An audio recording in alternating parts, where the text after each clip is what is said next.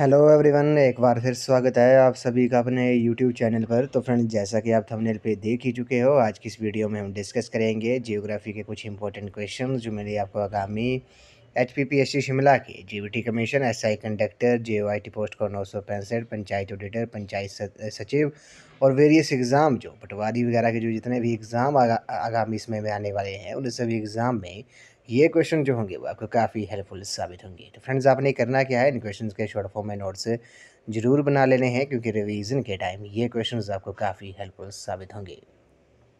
तो friends, video को शुरू करने से पहले अगर आप चैनल पे पहली बार विजिट कर रहे हो तो चैनल को सब्सक्राइब भी जरूर कर दें और बेल आइकन प्रेस करना ना भूलें, ताकि मेरे आने वाले हर वीडियो की नोटिफिकेशन आपको मिलती रहे। तो फ्रेंड्स, आप मुझे इंस्टाग्राम पर भी फॉलो कर सकते हो। इंस्टाग्राम ID का जो लिंक है वो मैंने डिस्क्रिप्शन बॉक्स में दे दिया है। तो फ्रेंड्स, वीडियो को शुरू करते हैं। क्वेश्चन नंबर फर्स्ट है इस वीडियो का, बोला गया है कि इनमें से कौन सी प्राथमिक चट्टानें कही जाती हैं, which are called as the primary rocks. तो आपने बताना है कि इनमें से कौन सी जो हैं वो प्राथमिक चट्टानें, उन्हें कहा जाता है प्राइमरी रॉक्स कहा जाता है। क्वेश्चन नंबर 77 का जो राइट आंसर है वह आपका ऑप्शन नंबर ए है। आग्नेय चट्टानें जो है, इग्नियस रॉक्स जो है, इस क्वेश्चन का राइट आंसर है। इन्हें प्राथमिक चट्टानें कहा जाता है। अब इनके बारे में हम थोड़ा डिटेल में डिस्कस कर लेते हैं। आग्नेय चट्टानें कौन सी होती हैं? तो आग्नेय चट्टानें, इग्नियस रॉक्स जो होती हैं, आग्नेय चट्टानों का जो निर्माण होता है वे ज्वालामुखी उद्गार के समय भूगर्भ से निकलने वाले लावा के जमकर ठंडा हो जाने के पश्चात होता है। ये आपने याद रखना है। इसके एग्जाम्पल कौन कौन से हैं आग्नेय चट्टानों के, इग्नियस रॉक्स के? तो आपने नोट डाउन कर लेना। ग्रेनाइट हो गया, बेसॉल्ट हो गया, गैब्रो हो गया, जायोराइट हो गया, पिचस्टोन हो गया, प्यूमिस हो गया, पेग्माटाइट जो हो गया। ये जो हैं वो आपके आग्नेय चट्टानों के एग्जाम्पल हैं। उसके बाद हम बात करते हैं अपसादी चट्टानों के बारे में। सेडिमेंट्री रॉक्स जो होती हैं, ये कौन सी रॉक्स होती हैं? तो आपने याद रखना है, अपरदन की प्रक्रिया द्वारा पूर्व विद्यमान शैलों और जैविक स्रोतों से प्राप्त पदार्थों से बनी जो शैलें होती हैं उन्हें अपसादी शैलें या अपसादी चट्टानें कहा जाता है। इसके और ये जो होते हैं वो संपूर्ण भूपृष्ठ के 75% भाग पर पाई जाती हैं। ये आपने नोट डाउन कर लेना है। जो अपसादी चट्टानें होती हैं ये संपूर्ण, ये पूरे भूपृष्ठ के लगभग 75% भाग पर पाई जाती हैं। अधिकतर जीवाश्म और जो खनिज तेल होते हैं वो इन्हीं ही चट्टानों में पाए जाते हैं। ये आपने याद रखना है। जो अधिकतर खनिज तेल जो होते हैं, जीवाश्म जो होते हैं, वे आप अधिकतर इन्हीं चट्टानों में पाए जाते हैं। उसके बाद बात करते हैं मेटामॉर्फिक चट्टानों के बारे में। मेटामॉर्फिक चट्टानें के बारे में, इन्हें रूपांतरित चट्टान भी कहा जाता है। तो रूपांतरित चट्टानें कौन सी होती हैं? रूपांतरित चट्टानें जो होती हैं, मेटामॉर्फिक रॉक्स जो होती हैं, वे आग्नेय अथवा अपसादी शैलें जो प्राय वलन, भ्रशन और पर्वत निर्माण काल में ऊष्मा और दाब के प्रयुक्त होने से उनमें यांत्रिक और रासायनिक परिवर्तन से बनी होती हैं। जैसे इसके एग्जाम्पल कौन कौन से होंगे मेटामॉर्फिक रॉक्स के? आपने नोट डाउन कर लेना। स्लेट हो गया, सिस्ट हो गया, क्वार्ट्जाइट हो गया, संगमरमर हो गया, नीस हो गया। ये सभी किसके एग्जाम्पल होते हैं? ये मेटामॉर्फिक रॉक्स के एग्जाम्पल होते हैं। रूपांतरित चट्टानों के ये एग्जाम्पल है। ये आपने याद रखना है। नेक्स्ट क्वेश्चन पे चलते हैं। क्वेश्चन नंबर 78 में बोला गया कि रिक्टर स्केल का उपयोग क्या नापने के लिए किया जाता है? मोस्ट इंपॉर्टेंट है। Richter scale is used for measuring. तो आपको पता है जो रिक्टर स्केल होता है उसका यूज़ किया जाता है भूकंप की तीव्रता को नापने के लिए, intensity of an earthquake. Option number C इस क्वेश्चन क्या राइट आंसर है? रिक्टर स्केल का उपयोग जो है वे भूकंप की तीव्रता को नापने के लिए किया जाता है। ऑप्शन नंबर सी इस क्वेश्चन का राइट आंसर है। अब भूकंप के बारे में बात कर लेते हैं। तो भूकंप जो है वो भूपटल की कंपन अथवा लहर है जो धरातल के नीचे अथवा ऊपर चट्टानों के लचीलेपन या गुरुत्वाकर्षण की समस्थिति में परिवर्तित होने पर उत्पन्न होती है। अब कुछ टर्म्स हैं, जैसे सिस्मोग्राफ हो गया। सिस्मोग्राफ को भूकंप मापी कहा जाता है। सिस्मोग्राफ क्या है? भूकंपीय तरंगों को मापने का एक यंत्र है। और भूकंप का जो विज्ञान है, साइंस ऑफ अर्थक्वेक को क्या कहा जाता है? उसे सिस्मोलॉजी कहा जाता है। कुछ इंपॉर्टेंट टर्म्स हैं ये। फोकस जो होता है, फोकस क्या होता है? जहाँ पर भूकंप का सर्वप्रथम जहाँ पर आविर्भाव होता है। एपिसेंटर क्या होता है? अधिकेंद्र क्या होता है? जहाँ पर सर्वप्रथम भूकंप लहरों का अनुभव होता है। उसी तरह समभूकंपीय रेखा, आइसोसेस्मल लाइन जो होती है वे क्या होती है? वो भूकंप केंद्र के चारों ओर समान भूकंपीय तीव्रता की खींची जाने वाली ये रेखाएं होती हैं। ये आपने याद रखना है। भूकंप की तीव्रता मापने के दो पैमाने होते हैं। एक रिक्टर पैमाना होता है। तो रिक्टर पैमाना जो होता है उसमें क्या होता है? रिक्टर पैमाने में ये भूकंप के समय मुक्त होने वाली ऊर्जा के मापन पर आधारित होता है। और इस पैमाने पर भूकंप के वेग में 1 अंक की वृद्धि 10 गुना अधिक तीव्रता को प्रदर्शित करती है। ठीक है। उसके बाद मर्कैली पैमाना जो है, इसमें भूकंप का मापन भूकंप द्वारा होने वाली क्षति के आधार पर किया जाता था। अब इस पैमाने का उपयोग अब नहीं किया जाता है। ठीक है। जो मर्कैली पैमाना था, इसका उपयोग किया जाता था, भूकंप का मापन जो किया जाता था इसके द्वारा, भूकंप द्वारा होने वाली क्षति के आधार पर किया जाता था, लेकिन अब इसका जो यूज़ है वह नहीं किया जाता है। अगले प्रश्न पे चलते हैं। क्वेश्चन नंबर 79 में बोला गया सियाचिन हिमनद जो है वे सियाचिन ग्लेशियर लाइज है। तो सियाचिन ग्लेशियर जो है वो आपको पता है कहाँ पर है, ये काराकोरम श्रृंखला में है। ऑप्शन नंबर बी इस क्वेश्चन का करेक्ट आंसर है। अगले प्रश्न पे चलते हैं। क्वेश्चन नंबर 80 जो है काफ़ी इंपॉर्टेंट क्वेश्चन है। यहाँ से जो क्वेश्चन है वे हर बार एग्जाम में पूछा जाता है। जो एटमॉस्फेयर होता है, वायुमंडल और वायुमंडल से, तो बात करते हैं वायुमंडल का जो सबसे निम्नतम स्तर है, the lowest layer of atmosphere is. तो सबसे निचली जो लेयर है वायुमंडल की वे कौन सी है? क्वेश्चन नंबर 80 का जो करेक्ट आंसर है वह आपका ऑप्शन नंबर ए है, क्षोभ मंडल जो है इस क्वेश्चन का राइट आंसर है। अब इनके बारे में बात कर लेते हैं। तो सबसे पहले बात करते हैं हम वायुमंडल की जो संरचना है। वायुमंडल को तापमान के आधार पर 5 मंडलों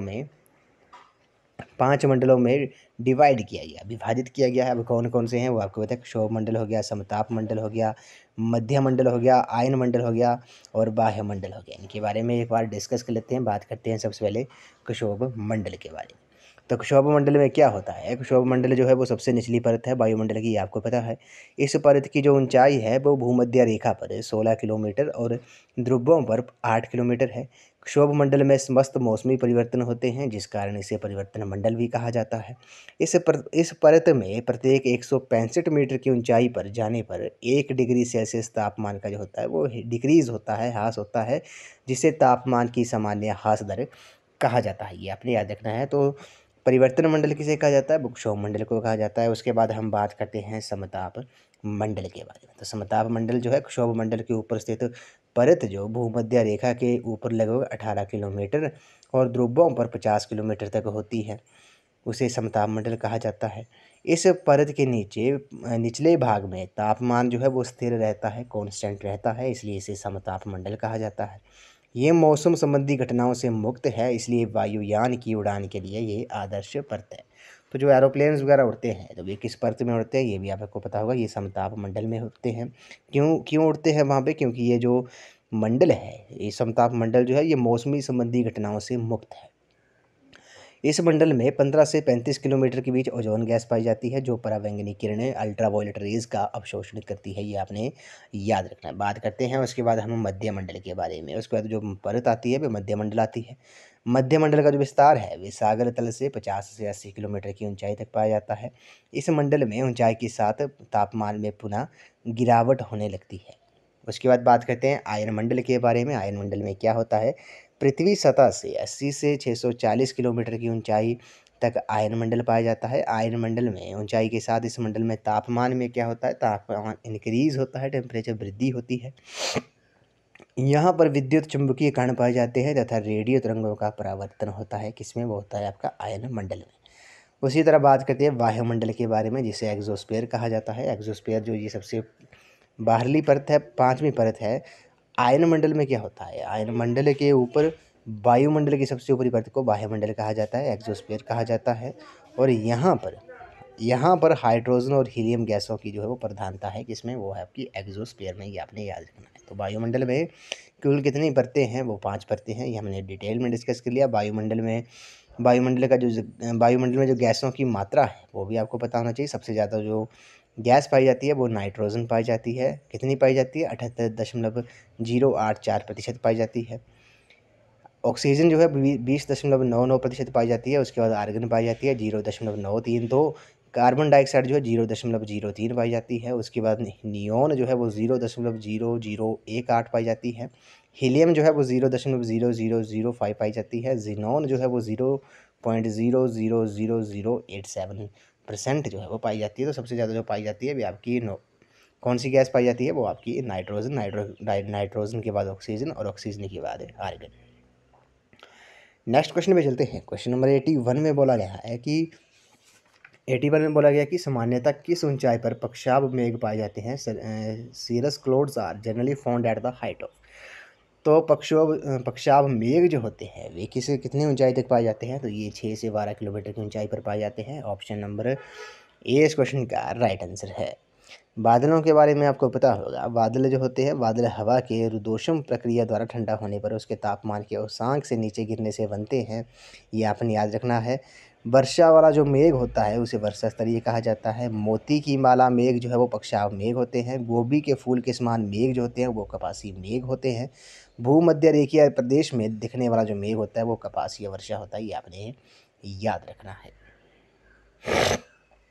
क्वेश्चन नंबर 82 पे चलते हैं। 82 जो क्वेश्चन है काफ़ी इंपॉर्टेंट क्वेश्चन है। इसमें बोला गया है कि वे महासागर जिसकी गहराई जो है वो सबसे अधिक है, the ocean which has the greatest depth is, तो सबसे जो गहरा महासागर है वे कौन सा है। क्वेश्चन नंबर 82 का जो राइट आंसर होगा वे आपका ऑप्शन नंबर बी है, प्रशांत महासागर जो है। पैसिफिक ओशन जो है वे विश्व का सबसे गहरा महासागर है। इसके बारे में हम थोड़ा डिटेल में डिस्कस कर लेते हैं। विश्व में आपको पता है 4 प्रमुख महासागर हैं, कौन कौन से हैं। प्रशांत महासागर हो गया, अंटार्कटिक महासागर हो गया, हिंद महासागर हो गया और आर्कटिक महासागर हो गया। अब इसके बारे में थोड़ा डिटेल में डिस्कस करते हैं। सबसे पहले बात करते हैं प्रशांत महासागर के बारे में। तो प्रशांत महासागर जो है, पैसिफिक ओशन जो है, वो विश्व का सबसे बड़ा और गहरा महासागर है। ये तो पहली बात आपने नोट डाउन कर लेनी है। इसकी जो आकृति है वो त्रिभुज के आकार की है, पृथ्वी के 1/3 भाग पर फैला हुआ है और विश्व की सबसे गहरी जो गर्त है मरियाना बीच जो है वो यहीं पर स्थित है, ये भी आपने याद रखना है। बात करते हैं उसके बाद अंटार्कटिक महासागर के बारे में। अंटार्कटिक महासागर जो है वो सार्गस सागर उत्तरी अंटार्कटिक महासागर में स्थित है, जहाँ पर शांत और गतिहीन जल जो है वो पाया जाता है। इसकी आकृति जो है वो एस प्रकार की है, एस प्रकार की इसकी आकृति है। इसके पश्चिम में उत्तरी तथा दक्षिणी अमेरिका और पूर्व में यूरोप और अफ्रीका जो है वो स्थित है। बात करते हैं हिंद महासागर के बारे में। तो हिंद महासागर जो है ये एक और प्रशांत महासागर तथा दूसरी ओर अंटार्कटिक महासागर से मिला है। इसे अर्ध महासागर भी कहा जाता है, ये भी आपने याद रखना है। एग्जाम में पूछ सकते हैं कि किसे अर्ध महासागर कहा जाता है, तो हिंद महासागर को अर्ध महासागर भी कहा जाता है। इसके जावा के दक्षिण में सुंडा गर्त और डायमंटीना गर्त जो है वो पाया जाता है। हिंद महासागर का जो सबसे बड़ा द्वीप है वे मेडागास्कर है। उसके बाद बात करते हैं आर्कटिक महासागर के बारे में। आर्कटिक महासागर जो है ये सबसे छोटा महासागर है। विश्व का सबसे चौड़ा महाद्वीपीय मग्न तट जो है वो इसी महासागर में है। ग्रीनलैंड और नॉर्वे जो हैं इसके प्रमुख बेसिन है, ये आपने याद रखना है। तो सबसे जो गहरा और बड़ा महासागर है वे कौन सा है, वे पैसिफिक ओशन है, ये आपने याद रखना है। अगले प्रश्न पे चलते हैं। उच्च ज्वार भाटा को क्या कहा जाता है। High tides are also called, तो हो ज्वार भाटा को क्या कहा जाता है। क्वेश्चन नंबर 83 का जो राइट आंसर है वह आपका ऑप्शन नंबर बी है। ऑप्शन नंबर बी जो है इस क्वेश्चन का राइट आंसर है, उसे स्प्रिंग टाइड्स भी कहा जाता है। ऑप्शन नंबर बी इस क्वेश्चन का राइट आंसर है। इसके बारे में थोड़ा हम डिटेल में डिस्कस कर लेते हैं। जैसे ज्वार भाटा के बारे में, तो ज्वार भाटा क्या होता है, सूर्य और चंद्रमा की आकर्षण शक्तियों के कारण सागरीय जल के ऊपर उठने तथा गिरने को ज्वार भाटा कहा जाता है। हाई टाइड्स के बारे में बात करते हैं। हाई टाइड्स के बारे में बात करते हैं। उच्च ज्वार भाटा जो होता है इसके बारे में हम बात करते हैं। जैसे हाई टाइड्स क्या होता है, प्रत्येक स्थान पर, ये आपने याद रखना है, हाई टाइड्स जो है वो सागरीय जल के ऊपर उठकर तट की ओर बढ़ने का ज्वार टाइड तथा उस समय निर्मित उच्च जल तल को उच्च ज्वार यानी कि हाई टाइड्स कहा जाता है, ये आपने याद रखना है। जो ज्वार का समय होता है प्रत्येक स्थान पर प्रतिदिन 12 घंटे 26 मिनट बाद ज्वार और ज्वार के 6 घंटे 13 मिनट बाद भाटा आता है। एक ज्वार केंद्र को चंद्रमा के सामने आने में 24 घंटे 52 मिनट का समय लगता है। 24 घंटे में प्रत्येक स्थान पर 2 बार ज्वार तथा 2 बार भाटा आता है। पृथ्वी पर एक ही समय में 2 बार ज्वार उत्पन्न होते हैं, 2 बार ज्वार उत्पन्न होते हैं, और एक तो चंद्रमा के सामने और दूसरा ठीक उसके पीछे के भाग में, ये आपने याद रखना है। स्प्रिंग टाइड किसे कहा जाता है, स्प्रिंग टाइड जो है पूर्णिमा और अमावस्या के दिन स्प्रिंग टाइड यानी कि दीर्घ ज्वार की वहत ज्वार की उत्पत्ति होती है, क्योंकि इस दिन सूर्य चंद्रमा और पृथ्वी जो होते हैं वो तीनों एक सीध में होते हैं। विश्व में सबसे ऊंचा ज्वार जो है वो कनाडा की फंडी की खाड़ी में पाया जाता है, ये आपने याद रखना है। विश्व में सबसे ऊंचा ज्वार जो है वो कनाडा की फंडी की खाड़ी में पाया जाता है। बात करते हैं लघु ज्वार के बारे में। नीपटाइड के बारे में। तो लघु ज्वार जो होता है वे क्या होता है, कृष्ण और शुक्ल पक्ष की अष्टमी को लघु ज्वार नीपटाइड की उत्पत्ति होती है, क्योंकि इस दिन सूर्य एवं चंद्रमा पृथ्वी के साथ समकोण बनाते हैं, ये आपने याद रखना है। अगले प्रश्न में चलते हैं। इसमें बोला गया है कि पादप जो अपना भोजन स्वयं बनाते हैं उन्हें क्या कहा जाता है, the plants which prepare their own food are called. तो क्वेश्चन नंबर 84 का जो राइट आंसर है वह आपका ऑप्शन नंबर बी है, उन्हें ऑटोट्रोप्स कहा जाता है। जो अपना भोजन स्वयं बनाते हैं उन्हें ऑटोट्रोप्स कहा जाता है। अगले प्रश्न में चलते हैं। क्वेश्चन नंबर 85 में बोला गया कि ozone depletion is mainly caused by. तो ओजोन क्षीणता का जो मुख्य कारण है वे क्या है, तो इसका जो मुख्य कारण है वो आपका क्लोरोफ्लोरोकार्बन है, CFC है। ऑप्शन नंबर बी इस क्वेश्चन का राइट आंसर है। नेक्स्ट क्वेश्चन पे चलते हैं। क्वेश्चन नंबर 86 में बोला गया है कि किस महाद्वीप में सबसे अधिक जनसंख्या है, which continent has the largest population. तो क्वेश्चन नंबर 86 का जो राइट आंसर है वह आपका ऑप्शन नंबर बी है, एशिया जो है वे सबसे अधिक जनसंख्या वाला महाद्वीप है। आपको पता है एशिया पृथ्वी पर सबसे बड़ा महाद्वीप है, जो विश्व के लगभग 29.5% क्षेत्रफल पर विस्तृत है। सबसे ज़्यादा लंबी जो तटीय सीमा है वो एशिया महाद्वीप की है। एशिया में क्षेत्रफल की दृष्टि से सबसे बड़ा जो देश है वो चीन है, और सबसे छोटा जो है वो मालदीव है। श्रीलंका को सिंहल द्वीप के नाम से भी जाना जाता है, ये भी आपने याद रखना है। अफ्रीका महाद्वीप के बारे में बात करते हैं। इस महाद्वीप को दो भूमध्य रेखा जो है, इक्वेटर जो है वो इस महाद्वीप को दो बराबर भागों में बांटती है। इस महाद्वीप में 54 देश 54 कंट्रीज जो हैं वो स्थित हैं। उत्तरी अमेरिका के बारे में बात करते हैं। उत्तरी अमेरिका विश्व का तीसरा सबसे बड़ा महाद्वीप है, दूसरा है अफ्रीका, तीसरा है आपका उत्तरी अमेरिका। उत्तरी अमेरिका की जो खोज थी वो 1492 में 1492 में कोलंबस द्वारा की गई थी, अतः इसे न्यू वर्ल्ड भी कहा जाता है, ये भी आपने याद रखना है। पनामा नहर जो है उत्तरी अमेरिका और दक्षिण अमेरिका को जोड़ती है। उसके बाद बात करते हैं दक्षिण अमेरिका के बारे में। दक्षिण अमेरिका विश्व का सबसे चौथा बड़ा महाद्वीप है, और दक्षिण अमेरिका में विषुवत रेखा इक्वाडोर, कोलंबिया और ब्राज़ील होकर से गुजरती है, ये आपने याद रखना है। यूरोप की बात करते हैं। यूरोप जो है क्षेत्रफल की दृष्टि से 7 महाद्वीपों में इसका छठा स्थान है क्षेत्र, ये आपने याद रखना है। उसी तरह ऑस्ट्रेलिया जो है, ऑस्ट्रेलिया के बारे में बात करते हैं। ऑस्ट्रेलिया जो है ऑस्ट्रेलिया महाद्वीप की जो खोज थी वो एबेल तस्मान और कप्तान जेम्स कुक ने की थी। विश्व में ऑस्ट्रेलिया ही एकमात्र ऐसा देश है जो पूरे महाद्वीप पर फैला हुआ है, इसे द्वीपीय महाद्वीप भी कहा जाता है। ऑस्ट्रेलिया महाद्वीप में 22 देश हैं। बात करते हैं अंटार्कटिका महाद्वीप के बारे में। नॉर्वे के एक अन्वेषक रोनाल्ड एमंडसन को सबसे पहले वर्ष 1911 में दक्षिणी ध्रुव पर पहुंचने में सफलता मिली थी। अंटार्कटिका महाद्वीप विश्व का 5वां सबसे बड़ा महाद्वीप है, जो दक्षिणी ध्रुव पर स्थित, जिस पर सदैव बर्फ रहती है, ये आपने याद रखना है। अगले प्रश्न पे चलते हैं। किस पेड़ की छाल से क्विनैन निष्कर्षित की जाती है। Quinine is extracted from the bark of which tree. तो क्वेश्चन नंबर 87 का जो राइट आंसर है वह आपका ऑप्शन नंबर बी है, सिलिकोना जो है इस क्वेश्चन का राइट आंसर है। अगले प्रश्न में चलते हैं। क्वेश्चन नंबर 88 में बोला गया कि कौन सा देश विश्व की चीनी का कटोरा के नाम से जाना जाता है। तो वो क्यूबा कंट्री को विश्व का चीनी का कटोरा भी कहा जाता है। अगले प्रश्न में चलते हैं। मानसून क्षेत्र में अधिकतम वर्षा होती है। In monsoon regions the maximum rains occur in. तो मानसून क्षेत्र में अधिकतम जो वर्षा होती है वे कब होती है, वे आपकी 89 का जो राइट आंसर है वह आपका ग्रीष्म ऋतु में होती है।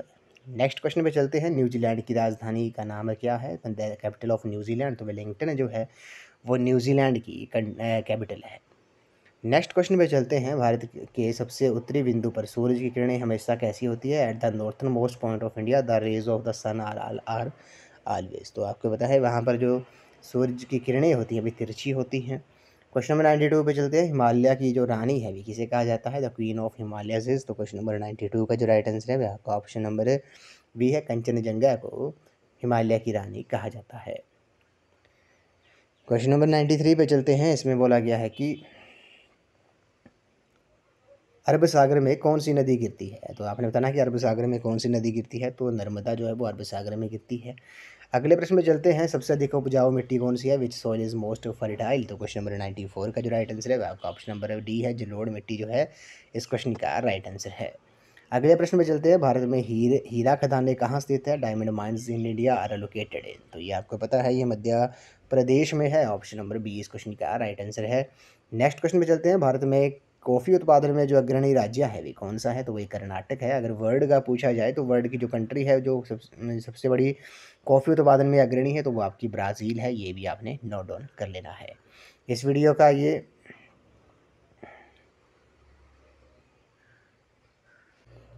ये लास्ट क्वेश्चन था कि भारत में कॉफ़ी उत्पादन में अग्रणी राज्य कौन सा है, कर्नाटक है। वर्ल्ड का कंट्री कौन सी है, तो वर्ल्ड की जो कंट्री है वो लीडिंग प्रोड्यूसर है किसकी, कॉफ़ी की, तो वो आपकी ब्राज़ील है। ये आपने याद रखना है।